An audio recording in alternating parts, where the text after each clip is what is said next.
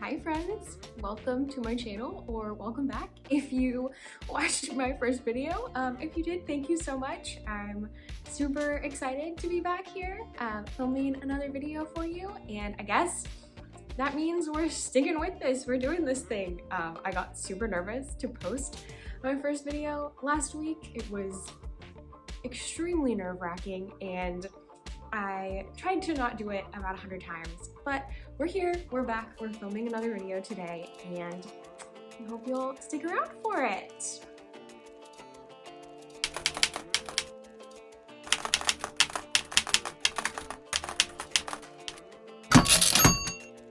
So today I wanted to film a video based on a trend that has been going around Bookstagram. Today, the day that I'm filming this, is the day after the Midnight's album released, and I thought it would be really fun to do a video version of the trend that was started by @starsbright on Bookstagram. I will link their account down below. But the trend is to make a list of 13 books that have kept you up reading past midnight. And I wanted to sit down with you and have a little chat about the 13 books that I picked that have kept me up reading late into the night. And I tried to be really true to that instead of picking like my 13 favorite books, because I don't think they're the same. So these are 13 books that I can remember either actually staying up super late to read, or like binging because I just had to know what was gonna happen. So that's the kind of books we're gonna talk about today. They're not necessarily my 13 like very favorite books, but they are all wonderful. Obviously, I had to know what was gonna happen in them. I had to keep reading up past midnight. So I am a huge Swiftie. I have been since I was 11, since her first album came out. I went to her tour when she opened for Rascal Flatts when I was 11 years old, and it was like the highlight of my life. I have been in love with her since she got started, and every album since I have been obsessed with, so obviously Midnight's is no exception. I have been listening to it on repeat since it came out, and my initial couple of favorite tracks from it so far are Anti-Hero. I think that's gonna stay my favorite. I love it so much. And then Sweet Nothing, I think, is my other favorite at the moment. I really love Mastermind as well, Snow on the Beach, Maroon.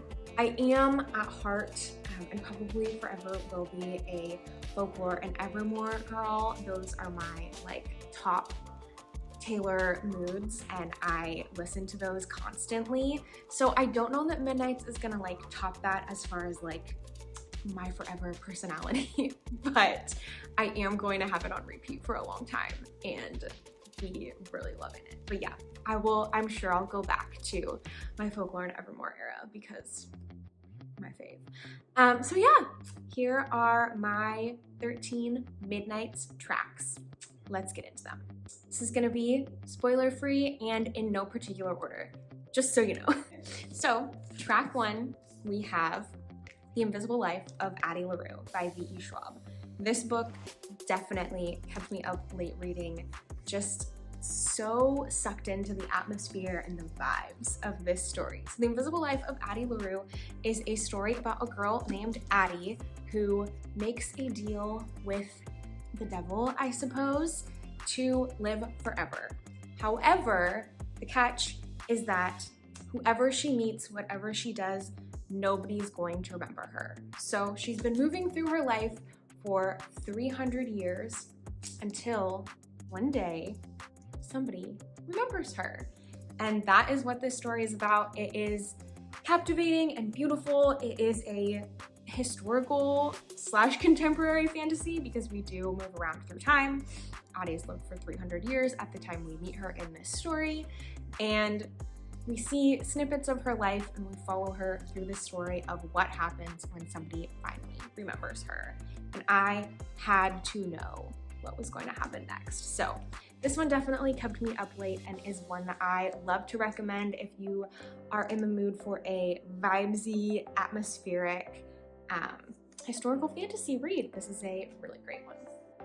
So the second book I want to talk to you about, I actually don't have a physical copy of. I'll pop a little image of it up here. It is A Good Girl's Guide to Murder by Holly Black. And this is one that I listened to on audiobook in a single day. I stayed up sitting on the couch with my earbuds in because I was desperate to find out what was going to happen. How the heck was this story going to end? This book will definitely have some trigger warnings. If that is something you're concerned about, I would definitely look into that because it is some heavy topics. This book is about a girl named Pip who decides to do a high school project on a closed murder case that happened in her town, in her high school 5 years ago. A young woman was killed and there was a suspect who they decided, yep, this is who did it, and the case was closed. But Pip does not think that that is what happened. She is suspicious, so she decides that for her project, she is going to start investigating this case again 5 years later. She teams up with the suspected murderer's brother, and they start digging into what actually happened 5 years ago. And throughout the book, you get the actual plot and the story, and you also get Pip's notes that she's taking for her school project. So it's a really interesting read, and I really enjoyed the audio version. The narrator did a wonderful job. It was so captivating, and I could not turn it off until it was done. I had to know what the heck happened, who done it. I had to know. So that is a really great YA murder mystery if you are interested in checking out that genre.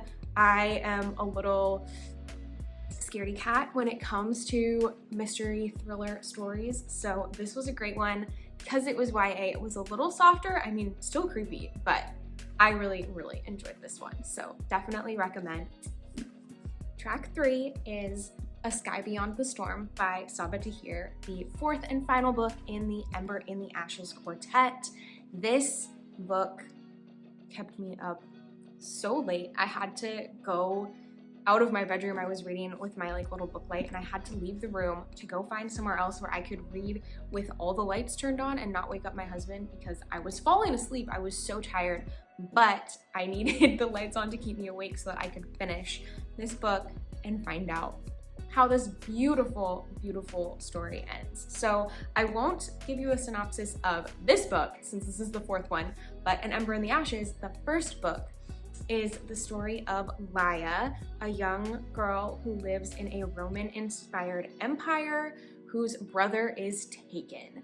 And in order to get him back, she has to team up with rebel forces and become a spy inside the most dangerous military academy in the empire. And there she meets a young soldier who maybe isn't super happy with the things that are going on in his school and in the empire. So Laia and Elias team up in this wonderful, wonderful quartet. So much happens. I can't get into it because I don't want to spoil anything for anyone who hasn't read them. I highly, highly recommend these books. They are beautiful, and this one, it breaks your heart, but in the best way. The next one up is The Winter of the Witch, which is the third book in the Winter Night trilogy by Catherine Arden. It starts with The Bear and the Nightingale, which is what I will talk to you about because, again, end of the series. Don't want to spoil anything. But The Bear and the Nightingale is a beautiful, beautiful series. Russian-inspired fantasy, very folktale feeling about a young girl named Vasilisa who lives in a small village, and she has a connection to the spirits and creatures that are more mythical, mystical in the world. And throughout the story, she is really discouraged from believing in those things and exploring the magical elements of her world. And as things start to occur in her town, things are going wrong, she has to defy everyone around her and dive into the magic of this world. And there's so much more that happens. This is such a difficult book for me to explain. But this story, all 3 books, just continue to get better and better as you go. They're so beautiful. The first one's amazing, but they just get better, and they're super beautiful and atmospheric. If you love like a folk tale, slightly historical fantasy, although it's not actually historical, but it kind of feels that way. If you enjoy that, I highly recommend the Winter Night trilogy. These are some of my favorite adult fantasy novels. If you are a Swiftie, you know that track 5 has to be a tearjerker. So the one that made me cry the most, the one that kept me up sniffling, trying not to wake my husband who's sleeping next to me because I could not stop sobbing, Kristen Hanna, The Great Alone. Kristen Hanna is known for her tearjerker historical fiction novels, and this is my favorite of hers that I have read. It is such a touching and wonderful story about a young girl in the 70s whose father was a prisoner of war, and when he returns, he moves their family to the wilderness of Alaska. And it is this beautiful coming-of-age story set against this really harsh backdrop of the Alaskan wilderness and this family who has no clue what they're doing or how to survive in these conditions, finding a community, learning to make their way. Lots of family drama, lots of triggers in this story. It is a difficult one, and it's not a YA, even though it starts off about a young girl. It does cover the span of her life, quite a large span of her life, and it is just a really lovely story. I don't read a ton of historical fiction, but this one is one that I am obsessed with. So I had to make it track 5 because get the tissues ready if you read this one. Next up, we have Ninth House by Leigh Bardugo, which is an adult fantasy, contemporary, dark academia story about Alex Stern, who is the survivor of a horrible, horrible tragedy and ends up with a very strange offer to go to Yale with pretty much no qualifications and join this secret society that monitors the other secret societies at Yale and kind of keeps tabs, keeps them in line with their occult activities. And there are lots of paranormal elements to this. Alex can see ghosts and talk to them and have interactions with them, which is kind of a very unique skill and how she ends up in this secret society. And lots of stuff goes down in this one. Again, this is one with some pretty heavy triggers, so I would definitely recommend looking into those before getting into this one, because some really intense stuff and some pretty dark stuff happens in this story, and this one will suck you in if you love a dark academia novel. I couldn't do this video without talking about one of the books from the Throne of Glass series, which is what I am currently reading right now. I am on the very last book, Kingdom of Ash. Watch out for my reading vlog, spoiler-filled reading vlog coming up of that book. But this series has been a ride for me, and my favorite book that I have read so far, I'm not done with Kingdom of Ash, but my favorite one so far was Queen of Shadows. And many of the books in this series have kept me up reading past midnight, but this one's my fave. So this is the one I wanted to show off. And of course, again, we're going to talk about Throne of Glass, which is book 1, because we don't want to give any spoilers, and talking about this one would be a big no-no. So Throne of Glass is a story of a young assassin who has been recently brought out of a slave camp to compete in a competition to become the king's assassin. And it is her story of being in this competition, being in these challenges to become the king's assassin. And book 1 has very, like, me telling you about book 1 does not tell you anything about what this series is about, and I can't really explain it because I can't give you spoilers, but books 1 and 2 feel very different than the rest of this series. And this is book 4, which book 3 is kind of what people say where the real story starts, and book 4 I feel is where we like really get into like what the heck is this series actually about. And I loved this one so much. I'm really enjoying Kingdom of Ash, but so far where I'm at, Queen of Shadows is my fave, and definitely some late nights reading these because next up I want to talk about a book that I don't think gets nearly enough love in the bookish community, especially for YA fantasy, and that is Forestborn by Elaine Audrey Becker. This book came out in 2021 and I read an arc of it on NetGalley early and fell absolutely in love. And I am just shocked that I don't see this book around more often because it is such a wonderful story.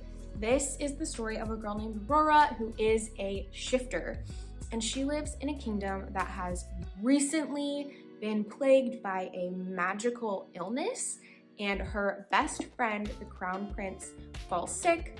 And in order to save him, she and her brother and the prince's older brother have to go into the magical realm that she grew up in, have to return because the only way to cure this magical plague is stardust. So they go on a mission to find it and bring it back for her friend who is sick.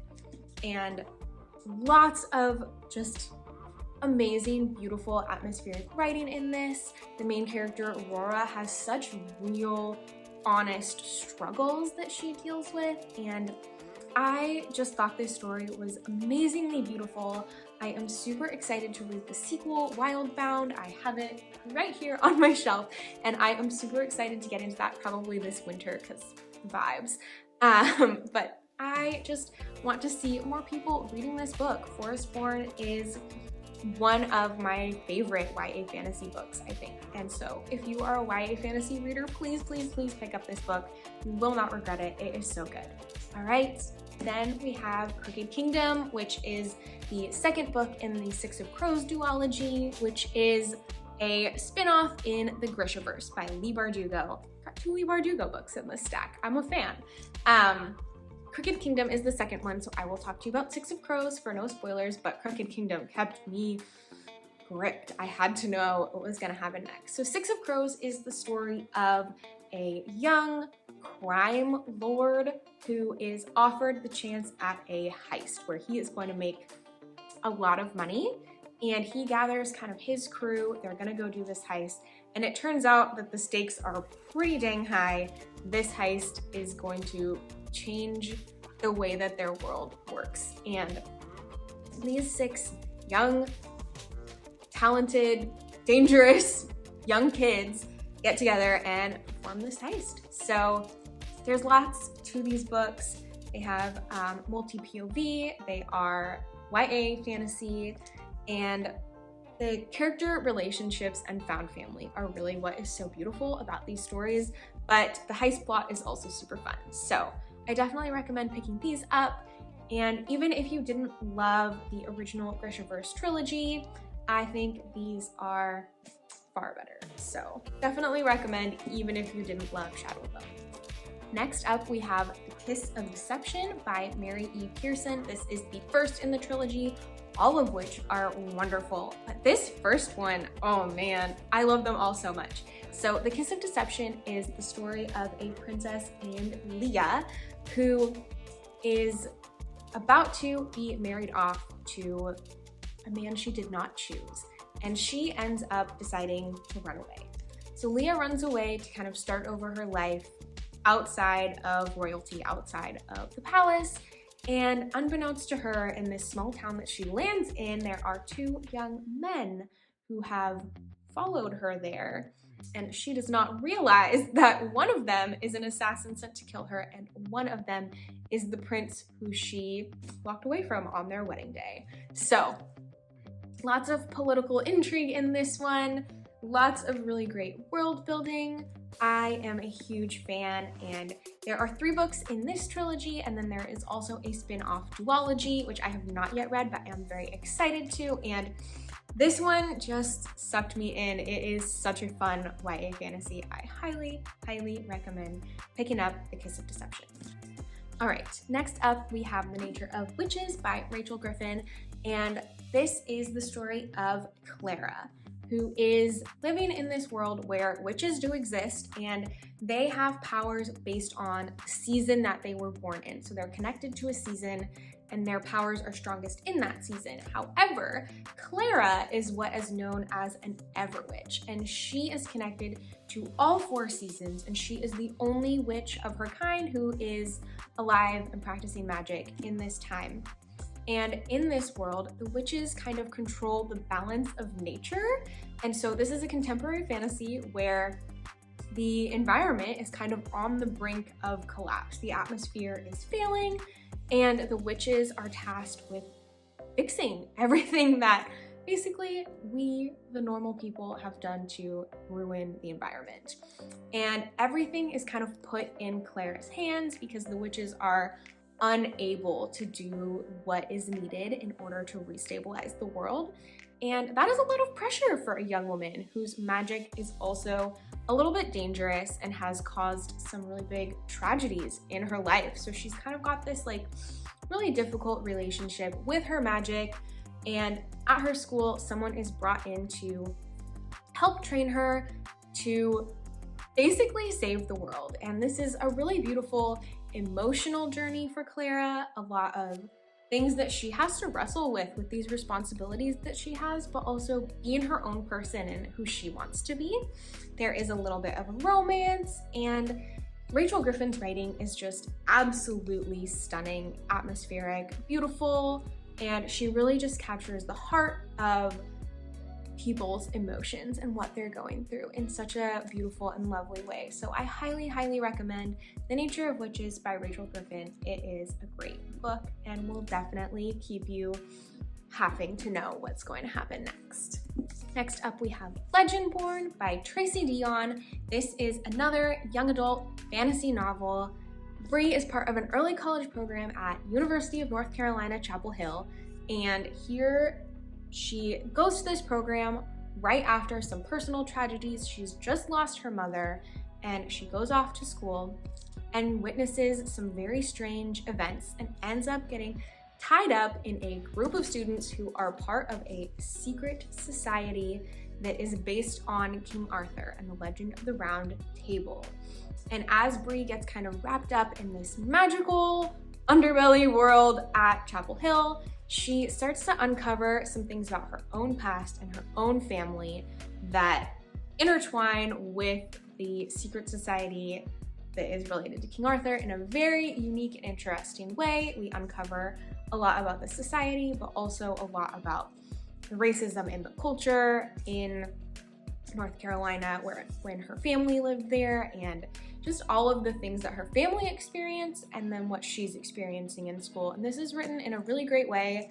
Tracy Dion does a really beautiful job of just sucking you in as a reader. I cannot wait for the second book, Bloodmarked, to come out very, very soon. And this is one that, oh my gosh, that ending, there was no putting it down. You are staying up. Once you get to a certain point in this book, there is no stopping until you know exactly how it ends. Okay, and then I know I talked about this book in my first video. I tried not to repeat anything, but I couldn't leave out The Night Circus by Erin Morgenstern. I told you guys in my first video that this was one of the books that got me back into reading in the last couple of years. This book hooked me and kept me up reading so late, many nights trying to get through it, trying to finish it because it's so good. The Night Circus is a historical fantasy, magical realism about a magical circus that appears randomly in the night and will be gone the next day. It will show up and you'll never know when or where, and you'll never know when it's going to leave, how long it might be there. There are lots of like magical events that you can see within this circus, and it is an amazing atmospheric thing to read about. And then within the circus, within the story, there is a magical battle between two young magicians who have been pitted against each other in this contest that they don't quite know everything about themselves. This one captivated me. It's so beautiful. If you are looking for a fast plot, this is not it. You move back and forth in time, so you do have to pay some attention to that and what is going on. This one is definitely worth the read if you want a very vibes heavy, atmospheric, beautiful fantasy story with it. I would say it does have a great plot. I know a lot of people say it doesn't, but I think the story is stunning and lovely and everything I could want in a book. So those are my 13 books that kept me up reading past midnight for the Midnight's Album Challenge started by @StarsBright on Bookstagram. I hope you are enjoying Midnights. Let me know your favorite songs. I want to know. Let me know a book that kept you up reading till midnight because I want your recommendations. And let me know if you enjoyed this video. I hope you will stick around. Please give it a like if you enjoyed it and subscribe to my channel if you have not already. I would love to hang out with you if you are interested in some of my future content and some more fun videos like this one and like my Kingdom of Ash vlog that I have coming up. I hope you will stick around and hang out with me, and thank you so much for watching this video. Go listen to Midnights. You know that's what I'm gonna do. Bye.